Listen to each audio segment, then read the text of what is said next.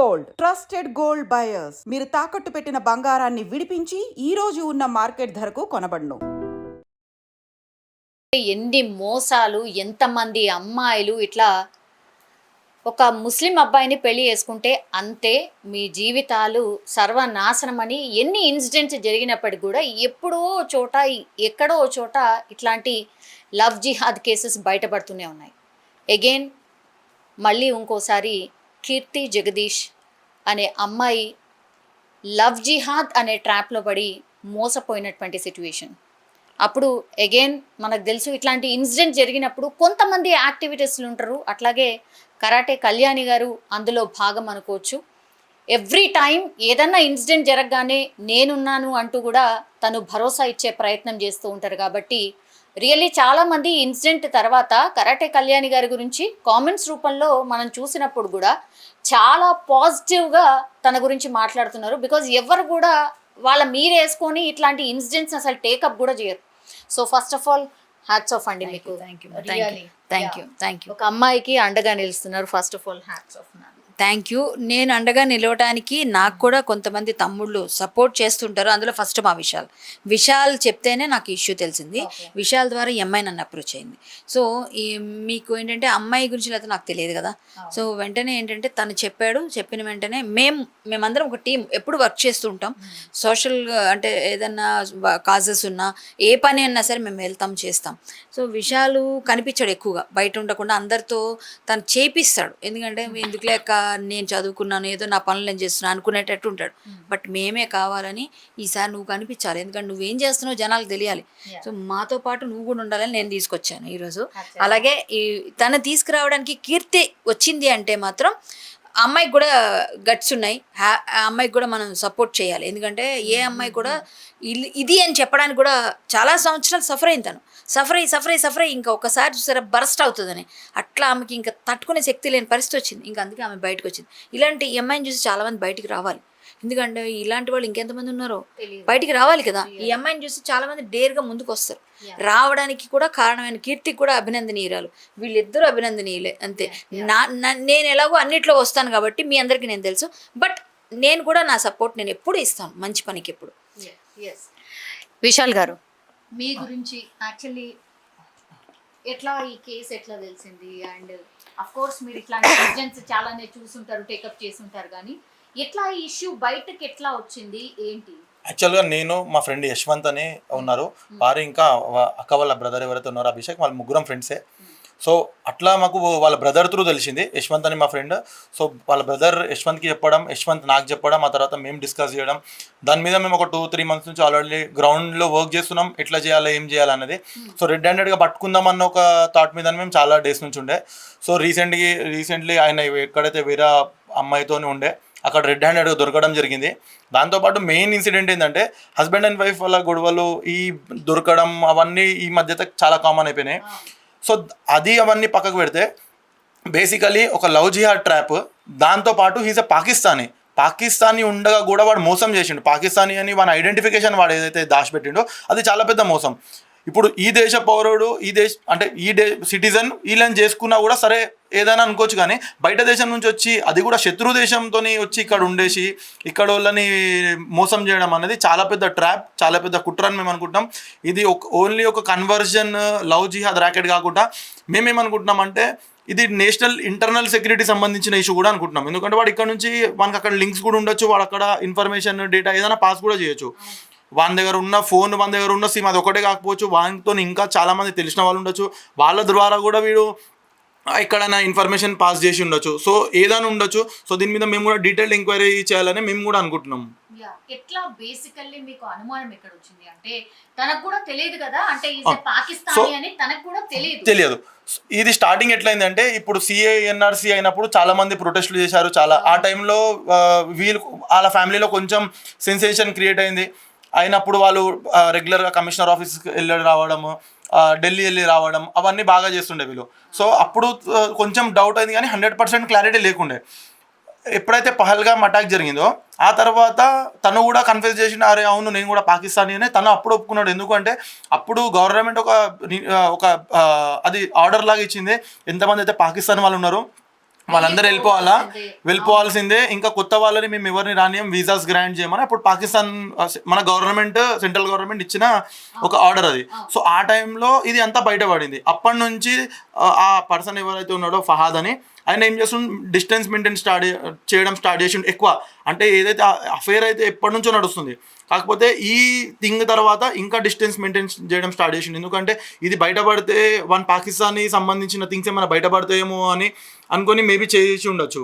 ఇంకోటి వానికి 2018లో సిటిజన్షిప్ వచ్చినట్టు ఒక గవర్నమెంట్ డాక్యుమెంట్ ఉంది, కానీ 2018లో ఆక్యుపేషన్ వాడు స్టూడెంట్ అని చూపిస్తున్నాడు గవర్నమెంట్ డాక్యుమెంట్లో, సెంట్రల్ గవర్నమెంట్ హోమ్ మినిస్ట్రీ డాక్యుమెంట్లో. కానీ 2010 నుంచి వాడు వర్కింగ్. ఇప్పుడు ఏదైతే ఎడ్యుకేషన్ డాక్యుమెంట్స్ ఉన్నాయి, 10th చదివితే ఈ రోజులలో జాబ్ రాదు, ఇంటర్ డిగ్రీ మినిమం ఉండాలా, 126 lakhs నియర్ బై ప్యాకేజ్ వంది.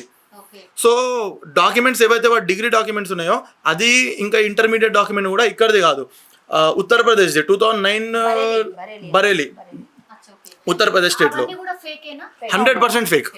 100% ఫేక్ డాక్యుమెంట్సే. ఇప్పుడు ఇంకోటి జూమ్ చేయండి, ఇక్కడ చూడండి వాడికి ఏమనుంది, పాకిస్తాన్ అని ప్రీవియస్ నేషనాలిటీ ఉంది చూడండి ఇక్కడ చూడండి, ప్రీవియస్ నేషనాలిటీ దగ్గర మీరు పాకిస్తాన్ అని ఉంది. ఇది పట్టుకుని నిన్న తమ్ముడు మేమందరం కలిసి వాళ్ళు ఐడెంటిఫై చేసాము.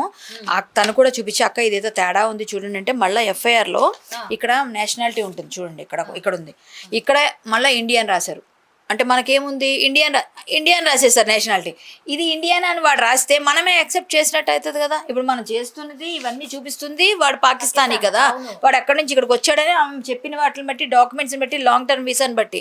సో ఇక్కడ మన ఎఫ్ఐఆర్లో యాక్సెప్ట్ చేస్తే ఎట్లా సార్ అని మళ్ళీ మేము ఆఫీసర్స్ని క్వశ్చన్ చేసాం. మళ్ళీ ఇక్కడ పాకిస్తాన్ అని రాయించాం నేషనాలిటీ దగ్గర. ఎందుకంటే ఈ డాక్యుమెంట్ బేస్ చేసుకుని, ఇది 18లో వాడికి వచ్చిన సిటిజన్షిప్ ఇండియాలో. ఎలా వచ్చింది, ఈమెను మ్యారేజ్ చేసుకున్నాడు 16లో, సో 16లో వచ్చింది. సో వీడి డాక్యుమెంట్స్ ఫేక్, వీడి తాలూకా Aadhaar fake, PAN card fake, plus ఈ అమ్మాయిని పెళ్లి చేసుకున్నందుకు ఈ సిటిజన్షిప్ 18లో అప్లై చేసుకోగలిగాడు. సో అదే కదా చూపిస్తాడు వాడు, ఈ అమ్మాయిని మార్చాడు, పేరు మార్చి అది చూపించి తెచ్చుకున్నాడు. సో వాడు చాలా ప్లాన్డ్గా ఉన్నాడు. ఇక్కడ వాడు స్లీపర్ సెల్ అయినా కూడా మనం ఆశ్చర్యపోకర్లేదు, వాడు ఫ్యామిలీ ఎంత స్లీపర్ సెల్ అయినా కూడా మనం ఆశ్చర్యపోకర్లేదు. సో మనం ఇది లవ్ జిహాద్, తమ్ముడు చెప్పినట్టుగా లవ్ జిహాద్ చాలా మన నేషనల్ సెక్యూరిటీ. వాడు ఉండేది తను చెప్పాడు ఇందాక నాకు, అంటే ఇంతకుముందు డిస్కషన్లో కూడా, వాడు ఉండేది ఎక్కడ డిఫెన్స్ ఏరియాలో ఉన్నాడు. ఎక్కడండి, లంగరోస్ అంతా డిఫెన్స్ ఏరియా. వాడు ఏం చేస్తున్నాడు, బయటికి వెళ్ళి వచ్చి ఎవరితో మాట్లాడుతున్నాడు, ఎవరికి ఏమి ఇన్ఫర్మేషన్ ఇస్తున్నాడు, ఎవరితో ఏ విధంగా వెళ్తున్నాడు మనకి ఏమీ తెలియదు. సో వీడు ఫ్యామిలీని ఇప్పుడు ఫస్ట్ వాచ్లో పెట్టి, వీళ్ళందరూ లాంగ్ టర్మ్ వీసాలు, వాళ్ళ మదర్కి ఇంకా లేదు ఇండియన్ పాస్పోర్ట్, కానీ వీళ్ళు ఎవరికి సిటిజన్షిప్ లేదు, పాస్పోర్ట్ లేదు.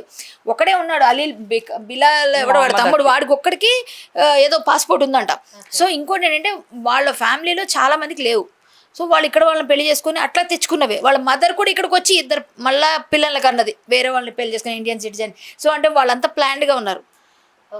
He's belongs to Pakistan. But ఇక్కడికి వచ్చిన తర్వాత మొత్తం అంతా ఇక్కడ సిటిజన్షిప్ తెచ్చేసుకొని వాళ్ళు ఏంటంటే ఓటు కూడా వేస్తున్నారండి. అసలు మన అధికారులు ఏం చేస్తున్నారు, మన వ్యవస్థ ఏం చేస్తుంది, ఎవరు వీళ్ళకి సపోర్ట్ చేస్తున్నారు, ఎక్కడి నుంచి ఎవరు వీళ్ళకి ఎక్కడి నుంచి ఏం చెప్పిస్తున్నారు, ఇదంతా ఫస్ట్ రావాలి అంటే ఇది బయటకు వచ్చి, ఈ అమ్మాయి వల్ల ఈరోజు ఒక నేషనల్ ఇష్యూ అయ్యి ఇది మన దేశ భద్రతకి సంబంధించిన ఇష్యూ అవుతుంది. సో ఇది రావాల్సిన పరిస్థితిలో వచ్చింది కరెక్ట్గా. ఇప్పుడు ఆగస్టు 15 రోజు ఈ అమ్మాయికి ఆ స్వాతంత్రం వచ్చినట్టు బయటకు వచ్చింది. సో ఈ అమ్మాయి ద్వారా ఇప్పుడు వాళ్ళ ఫ్యామిలీ అందరూ బయటకు వచ్చినందుకు వీళ్ళు మొన్న వెళ్ళిపోవాలి, అప్పుడే ఈమెకి డౌట్ వచ్చింది కూడా. సో మొన్న వెళ్ళిపోవాల్సిన టైంలో వాళ్ళు టెన్షన్ చూసిన తర్వాత ఏదో తేడా, ఈ అమ్మాయి తప్పు చేయలేదండి. ఏం చేసింది, అందరూ ఎక్కువ అబ్బాయిని ఎందుకు పెళ్లి చేసి ఇంతకాలం ఎందుకు ఆగేవని అడుగుతున్న వాళ్ళకి సమాధానం చెప్తున్నా.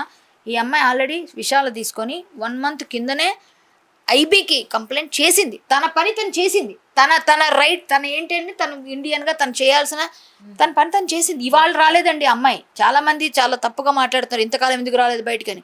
ఆ అమ్మాయి భయపడుతుంది. ఒక ఆడపిల్ల టెన్షన్ ఉంటుంది ఎవరికన్నా, పిల్లల్ని కన్నాము ఎందుకు బయటపడు, ఆల్రెడీ ఒక మ్యారేజ్ విడిపోయే బాధలో ఉన్నది కదా, ఆ అమ్మాయికి బాధ ఉంటుంది కదా. ఆ బాధలో ఇంకోసారి ఎందుకు మన బ్యాడ్ అవ్వాలి, మన ఫేస్ ఎందుకు బ్యాడ్ చేసుకోవాలని రారు. ఎవరు వస్తారు, ఇంకా ఎంతమంది బాధల్లో ఉన్నవాళ్ళు ఉంటారు, నేను చెప్తున్నాను. వాళ్ళందరూ వస్తారా, రారు. అంటే పాకిస్తానీస్ కాదు, చాలామంది లవ్ జిహాద్ గురైన వాళ్ళు కూడా రారు.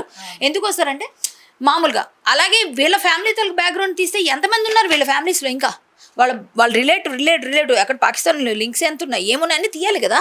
సో ఈ అమ్మాయికి ఆల్రెడీ చేయాల్సింది సఫిషియెంట్గా తను వెళ్ళి ఐబీకి వీళ్ళిద్దరూ వెళ్ళి ఇచ్చారు, వాళ్ళ పని వాళ్ళు చేశారు ఇండియన్ సిటిజన్స్గా. వాళ్ళు నిజంగా చెయ్యకపోయిందంటే మీరు ఈ మాట అనొచ్చు, వాళ్ళు చేశారు. చేసింది అబ్బాయి సపోర్ట్ చేసుకొని తను వెళ్ళింది. తను చాలా సపోర్ట్ చేస్తాడు మామూలుగా అమ్మాయిలకి ఎవరికైనా. అలాంటప్పుడు తను చెప్తాడు అక్క చెల్లి అన్నాడంటే ప్రాణం ఇస్తారండి పిల్లలు. సో ఇవ్వండి ఇవన్నీ మేము చేస్తున్నాం, ఇంకా డాక్యుమెంట్స్ ఇస్తాము, మేము మా వైపు నుంచి ఏమున్నా మేము సపోర్ట్ చేస్తాం పోలీస్కి.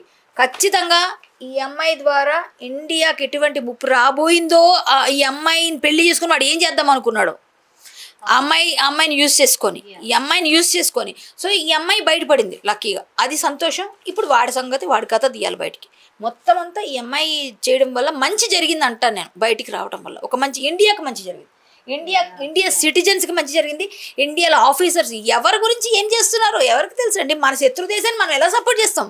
అసలు వాడికి ఇక్కడ ఆధార్ ఎవరు ఇచ్చారు, అసలు వాడికి ఇక్కడ పాన్ కార్డ్ ఎలా వచ్చింది, ఓటు ఎందుకు వేస్తున్నారు వాళ్ళ ఫ్యామిలీలో, ఎలా ఓటు వేస్తున్నారు? ఓటు హక్కు అనేది మన కదా హక్కు, భారతదేశంలో ఉన్న వాళ్ళు వేయాల్సిన ఓటు హక్కు. ఎవడు పాకిస్తానుడు వచ్చి ఆ వెధవులు వచ్చి ఇక్కడ ఎట్లా వేస్తున్నారు, ఎవడరా పని చేస్తున్నాడు వీళ్ళు వెనకాల, ఫస్ట్ అది తీయండి, ఫస్ట్ అది రావాలి. వాళ్ళ తలకు ఫ్యామిలీ హిస్టరీ తీయాలి. మన దేశం అంటే మనకి ఎంత ప్రేమ ఉంటుంది, మన శత్రు దేశాన్ని మనం ఎట్లా యాక్సెప్ట్ చేస్తాం? అమ్మాయి తెలిస్తే కూడా అమ్మాయి యాక్సెప్ట్ చేయదు కదా. ఫస్ట్ అమ్మాయి తెలిసిన వెంటనే అమ్మాయి ఐబీ దగ్గరికి వెళ్ళింది. సో ఆ అమ్మాయిని అనవసరంగా మీరు కామెంట్లు చేయకండి, ఎవరు చేసినా సరే ఇది ఖండిస్తాం మేము గట్టిగా.